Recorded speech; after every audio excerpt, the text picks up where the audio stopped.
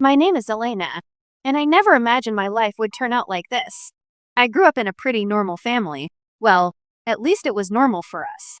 My dad was always busy with his sustainable building materials business, and my mom took care of the house. We weren't rich, but we were comfortable. Dad rarely talked about work at home. He'd come in late, give Mom a quick kiss, and ask me how school was. That was about it. I didn't mind though. I was happy in my own little world, helping at his office during summers and dreaming of making a difference someday. I remember the day everything changed. I was 27, fresh out of law school with a business law degree, still trying to figure out where to focus my career.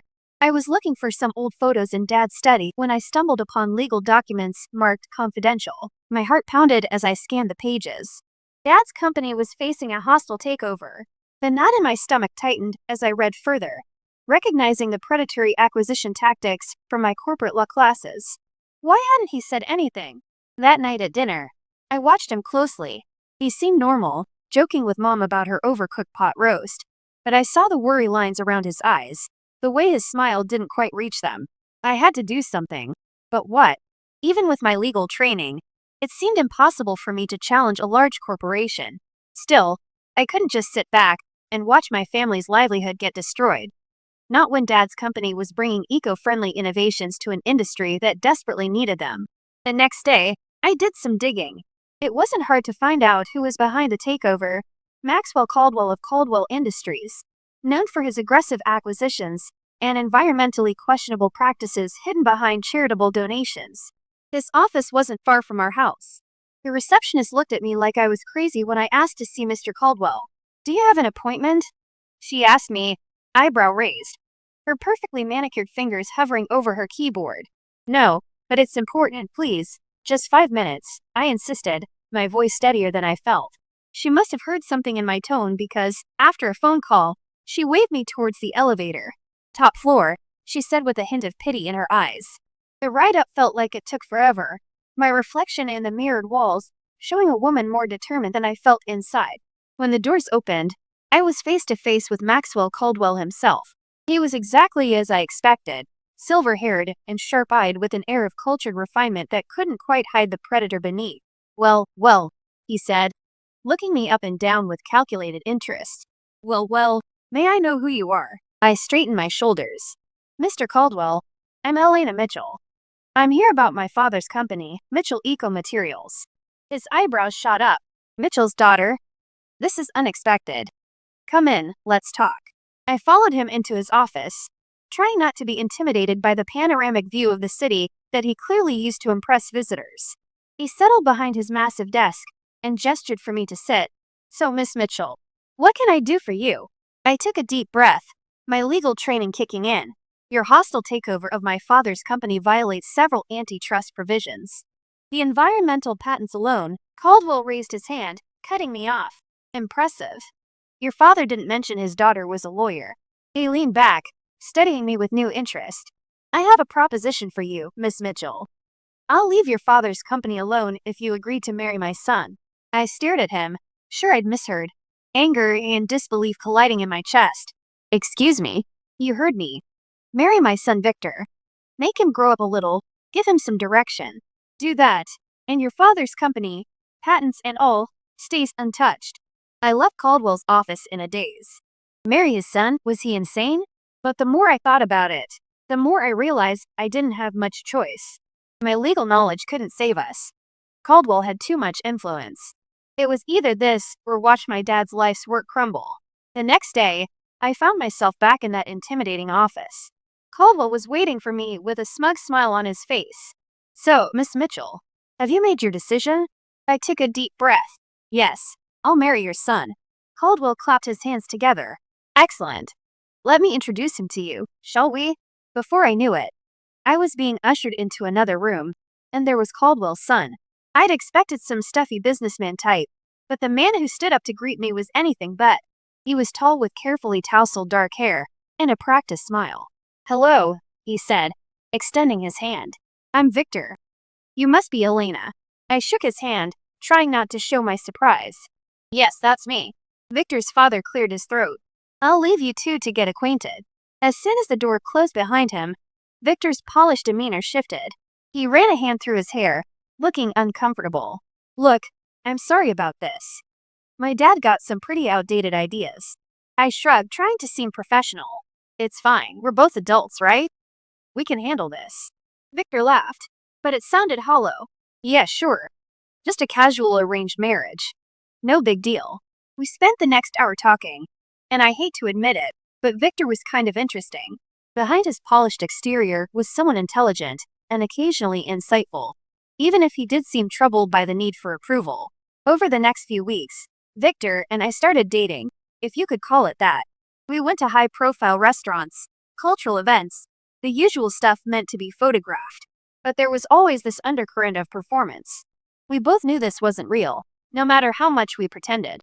And so, 6 months after that fateful meeting in Caldwell's office, I found myself walking down the aisle. My dad looked so proud and happy. He had no idea of the deal I'd made to save his company. As I said my vows, I looked into Victor's eyes. There was no love there, not really, but there was mutual understanding. And maybe that could be enough. The reception was a blur of congratulations and champagne. Victor's mother, Catherine, called me into a corner of the wedding venue with a tight smile. Welcome to the family, dear, she said, her voice dripping with practiced charm. I do hope you'll help Victor find his future. I plastered on my best fake smile. I'll certainly try, Mrs. Caldwell. As we left for our honeymoon, I caught a glimpse of my father-in-law. He was beaming, clearly pleased with himself as he shook hands with investors. I felt a flash of anger. This was all just another business acquisition to him.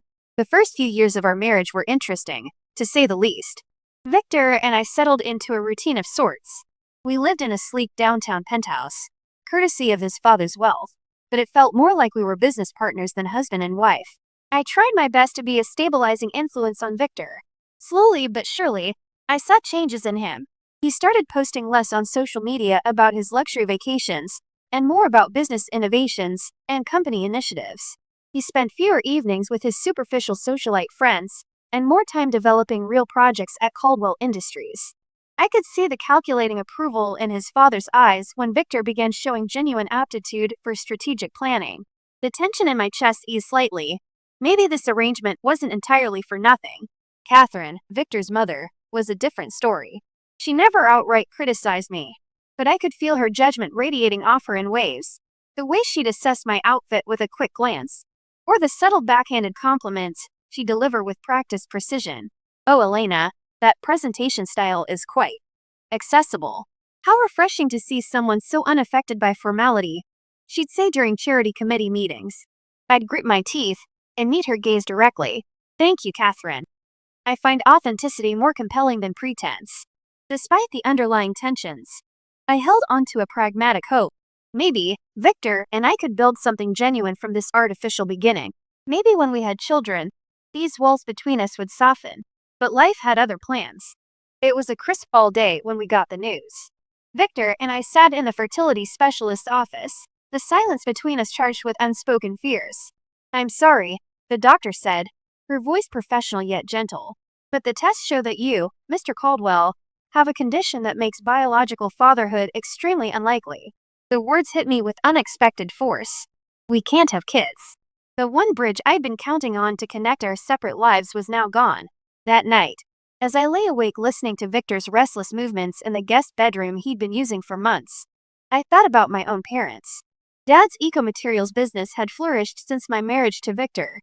The partnership with Caldwell Industries had opened markets previously closed to him. I was genuinely happy for him, but couldn't ignore the hollow feeling expanding inside me. I needed purpose beyond the role of Victor's presentable wife. When I brought up returning to my law practice, Victor's response was swift and dismissive. Work? As a lawyer? Why would you need that? We have more than enough money. I felt my jaw tighten with frustration. It's not about money, Victor. I have a law degree. I want to use my skills for something meaningful. He glanced up from his phone, genuinely perplexed. In our circle, wives manage charitable foundations. Why don't you start something that looks good for both our families? And so, the Elena Caldwell Foundation for Children's Medical Innovation was born. It wasn't the legal career I'd trained for, but I discovered a talent for organization and advocacy that gave me genuine satisfaction. I threw myself into the work, developing fundraising strategies, partnering with research hospitals, creating programs that actually help families navigate medical crises. Victor barely noticed my growing success in the nonprofit world. In fact, he barely noticed anything about my life these days. We were inhabiting the same expensive housing but living in completely different emotional universes. 8 years have passed, and everything has changed again. Maxwell Caldwell died suddenly of a heart attack during a board meeting. Just like that, Victor was thrust into the role of CO. I tried to be supportive, drawing on my legal knowledge to help him navigate the transition, but I could see him buckling under the expectations he'd spent a lifetime trying to meet. 2 years after that, we got more bad news. Catherine had advanced ovarian cancer. We should move her to a private medical facility, Victor said, his voice detached as he scrolled through his emails. They can provide better care. But Catherine refused, her artistic sensibilities rebelling against the sterile environment. I will die surrounded by my collected treasures, not institutional beige, she declared, her chin lifted with the same defiance I sometimes glimpsed in her son. And so, drawing on my years of experience with the medical foundation, I took charge of her care. I assembled a team of specialists, coordinated experimental treatments, and found myself spending hours in the modernist mansion I'd always found intimidating. To my surprise, Catherine's attitude towards me began to soften as her body weakened. One evening, as I was arranging her art books on the bedside table, she caught my hand with surprising strength. "You're a remarkable woman, Elena," she said softly, her eyes clearer than they had been in weeks. "I was wrong about you. I'm sorry I didn't see your worth sooner." I felt unexpected tears prick my eyes. "Thank you, Catherine." 5 years passed since Victor took over his father's company. I wish I could say things improved, but the truth was far from it. Victor's behavior became increasingly erratic. The confident business face he presented on CNBC contrasted sharply with a volatile man at home, drinking expensive scotch at all hours, and lashing out over minor inconveniences. One day, I received a call from Caldwell Industries' chief financial officer. "Mrs. Caldwell, I apologize for the intrusion, but the board is concerned. Victor has missed critical meetings and appears to have authorized some questionable transactions." When Victor finally returned home that night, tie loosened and eyes unnaturally bright, I confronted him. "Victor, what's happening?" "The CFO called me. The board is concerned." He laughed, a hollow sound that echoed in our minimalist living room. "Concerned? They should be terrified. The great Caldwell empire is crumbling. Father left me a house of cards disguised as a fortress." I felt my stomach drop. "What are you talking about?" "The company's hemorrhaging money. Dad's last acquisitions were disasters expertly hidden by creative accounting. I couldn't fix it. So why bother trying?" I couldn't believe what I was hearing. All that pressure. All those expectations. And Victor seemed almost relieved by the failure. Desperate to salvage something, I reached out to my dad. Despite being focused on expansion into sustainable commercial buildings, he agreed to help. He offered Victor a position overseeing a new division, hoping to mentor him back to stability. But Victor's heart wasn't in it. He came to work only occasionally, his involvement in the business was minimal, and his presence was increasingly disruptive. I watched with growing alarm as my dad's innovative projects began to stall. I knew I needed to have a serious conversation with Victor. One evening, after he'd had his customary drinks, I approached him in his home office. "Victor, we need to talk about your position at my dad's company. You're undermining everything he's built." Victor's handsome face twisted with sudden anger. "Oh, so now I'm the failure? I never wanted any of this corporate bullshit, Elena. What are you talking about?" He laughed with a harsh and ugly sound that seemed to fill the room. "This life, this marriage, and this pretense. I'm just waiting for Mom to finally die so I can sell her art collection and disappear." I stared at him, genuinely shocked despite our years of emotional distance. "How can you say that? Your mom is suffering, and you're calculating the value of her Roth costs. Don't act so self-righteous." He spat, eyes glittering with resentment. "We both know our marriage is a strategic alliance that's outlived its usefulness. You're just as trapped as I am." Disgusted, I turned to leave the room. As I opened the door, I came face to face with Catherine, leaning heavily on her walker. The look in her eyes told me she'd heard everything. For a moment, we just stood there, the truth hanging between us. Then, silently, she reached out and gripped my hand with surprising strength. In that gesture, I felt her complicated mix of regret, understanding, and resolve. The day I got the call about my parents' plane crash, my world shattered. Mom and Dad, gone in an instant. Their private flight to Costa Rica, planned as an ecotourism adventure to research sustainable building materials, became their final journey. I needed support, someone to lean on through the crushing grief. But Victor, he was nowhere to be found. My husband couldn't even be bothered to show up to the funeral, claiming an unavoidable investor meeting in Tokyo. As I stood there, watching my parents' caskets lowered into the ground, the weight of loneliness pressed down on me like a physical force. The foundation team gathered around me, offering what comfort they could. But the absence beside me spoke volumes. After the funeral, anger began to crystallize within my grief. How dare he? How could he abandon me when I needed him most? With this newfound fury propelling me forward, I marched into Dad's company headquarters the following Monday. Our company now, I supposed. The sight that greeted me when I entered Dad's office made my blood run cold. There was Victor, lounging in Dad's chair like he owned the place, barking orders at Dad's longtime employees. "Victor," I said, my voice tight with barely contained rage. "We need to talk." He looked up, his face showing irritation rather than guilt. "What is it now, Elena? Can't you see I'm stabilizing the situation here?" "Stabilizing? You couldn't even stabilize yourself enough to attend my parents' funeral." Victor's eyes narrowed. "Oh, here we go with the emotional manipulation. You know what, Elena? Always judging, always expecting perfection. Well, I'm done with it, and I'm done with you." I stared at him, stunned by his callousness. Then I saw something shift in his expression. His cold, calculating expression was replaced by defensive anger. "You know, Elena," he said, his voice suddenly controlled. "This company, it's worth about $40 million with the new government contracts. And guess what? As acting CFO, I have controlling authority now." My heart dropped as legal warning bells rang in my mind. "What are you talking about?" He leaned back in Dad's chair with a smug smile. "I've already filed the emergency succession paperwork. I have executive access to all the systems and accounts. I'm in charge now, and you can do nothing about it."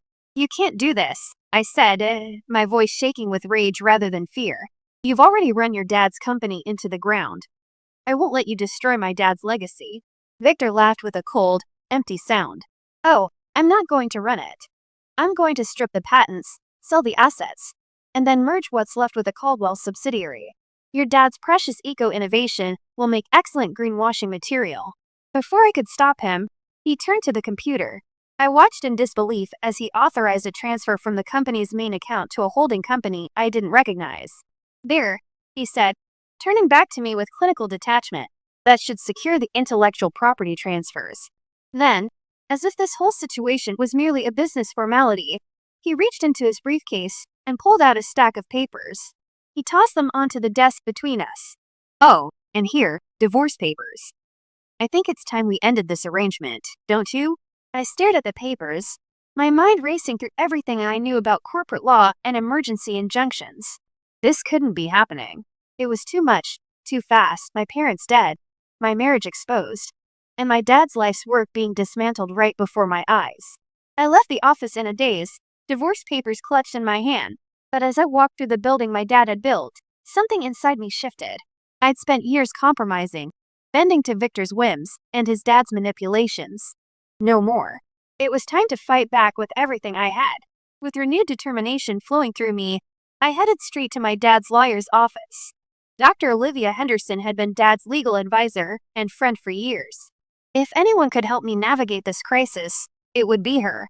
Dr. Henderson said, "Oh, Elena," rising to greet me as I entered her office. "I'm so sorry about your parents. How are you holding up?" I collapsed into the chair across from her, my composure finally cracking as the events of the day spilled out in a rush. Dr. Henderson listened intently, her experienced eyes narrowing at certain legal details. When I finished, she leaned back in her chair, a knowing look crossing her face. "Elena, I think it's time I shared something with you. Your father's contingency planning. He made some significant changes just before the accident." As she outlined the legal protections my dad had put in place, I felt a surge of hope cutting through my grief. The company, it was structurally protected through a specific trust arrangement. Dad had anticipated potential threats and secured the core patents and operational control. But there was more. Dr. Henderson looked up from her tablet, her eyes showing a flash of satisfaction. "There's something else you should know. Your father revoked Victor's authorization 2 weeks before his death. Terminated all access permissions. I couldn't help it. I laughed. The sound of genuine relief for the first time in what felt like forever. So all those transfers Victor was making, completely invalid? Dr. Henderson nodded, already typing rapidly on her keyboard. I'm filing emergency injunctions as we speak. But there's one more thing. A letter from your father. She passed me a sealed envelope with my name written in Dad's distinctive handwriting. My hands trembled as I opened it, his familiar script blurring as tears filled my eyes. My dearest Elena, it began. If you're reading this, it means I'm gone. I'm so sorry to leave you facing this alone, but I know the strength you possess, strength you perhaps don't yet recognize in yourself. The company is structurally yours to lead if you choose that path, and it's time to reclaim your life from the Caldwells. You've sacrificed enough for our family's business. Remember your legal training, trust Olivia, and know that your mom and I are immensely proud of the woman you've become. It's time to live for you. All my love, Dad. I looked up at Dr. Henderson, wiping my eyes and feeling a clarity I hadn't experienced in years. Do you have a pen? Without a word, she handed me one. I signed the divorce papers Victor had given me, each stroke of the pen feeling like reclaiming a piece of myself. Can you file these? I asked, handing them back. I want this done as quickly as possible. And then I want to discuss counter strategies against Victor's attempted asset transfer. Dr. Henderson nodded, a look of professional admiration in her eyes. Consider it done. And Elena, your father would be proud of what you're about to do. As I left her office, I felt free for the first time in years, maybe for the first time ever. I was in control of my own life. No more Victor. No more Caldwells pulling my strings. On impulse, I pulled out my phone and called Zoe, my best friend from the medical foundation. Zoe, it's Elena. Want to meet for coffee? I've got some news. An hour later, we were seated in our favorite cafe, lats in hand. Zoe said, eyeing me curiously, "What's this big news?" I took a deep breath, then let it all out. Victor, his company, and our divorce. Zoe listened, her eyes widening. When I finished, she reached across the table and squeezed my hand. You're free. And now you're the boss. I couldn't help but smile at her enthusiasm. I don't know, Zoe. Can I really run the company?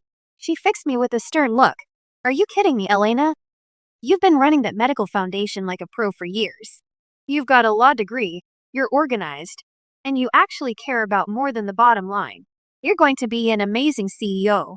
After my talk with Zoe, I felt invigorated. It was time to face the music and get my things from Victor's penthouse.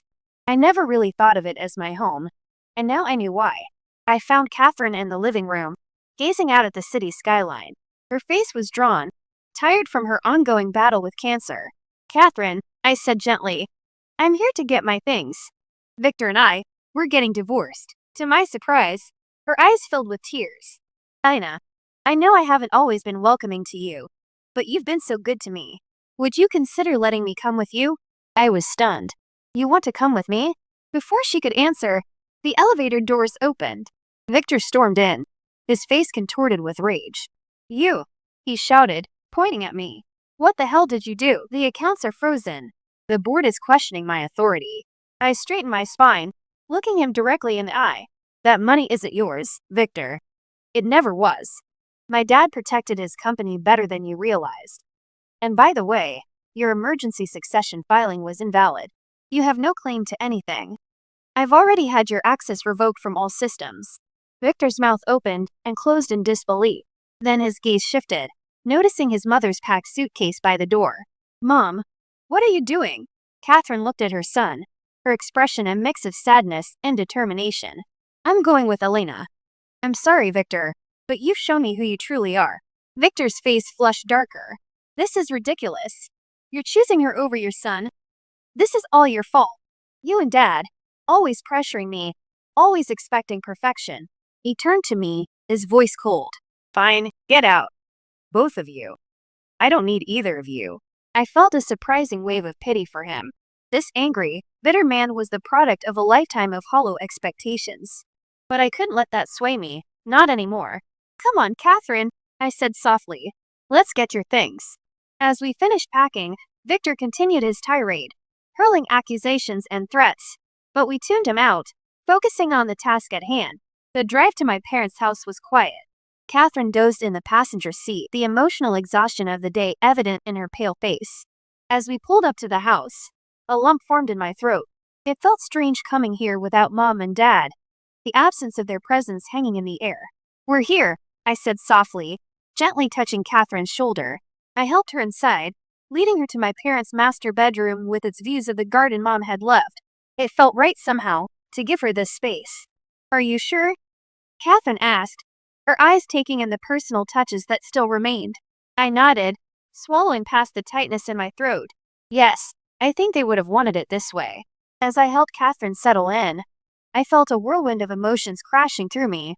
Raw grief for my parents, relief at breaking free from Victor's control, and anxiety about the challenges ahead. But underneath it all, there was a steady current of determination. Taking over Dad's company was like being thrown into a legal case without preparation. Those first few months were a blur of board meetings, patent reviews, and sleepless nights purring over financial projections. But I was determined to honor my dad's legacy. I brought in Marcus, a sustainability business strategist, as my operations director. He helped translate my legal understanding into practical business leadership. "You've got sharp instincts, Elena," he'd say during our late-night strategy sessions. "Trust your judgment." Gradually, I found my rhythm. 6 months in, I wasn't just surviving, I was innovating. The company secured 2 major government contracts, our eco-friendly materials gaining recognition beyond what my dad had achieved. I felt a bittersweet pride, wishing Dad could see what his company was becoming. Through it all, I maintained my connection to the medical foundation. If anything, my work there became more personal and purposeful. It bridged my past and future, reminding me why business success mattered. Catherine's condition deteriorated over time, as we knew it would. I coordinated her care with the same attention I gave to running the company, determined to honor her courage. We formed an unexpected bond during those 18 months, sharing stories and healing old misunderstandings. The day she passed, I held her hand and whispered, "Thank you for your strength, Catherine." She squeezed my fingers gently, a peaceful look settling on her face, before slipping away. I arranged her memorial service myself, ensuring it reflected Catherine's artistic sensibilities. Victor didn't attend. I wasn't surprised, but it confirmed how completely he'd surrendered to bitterness.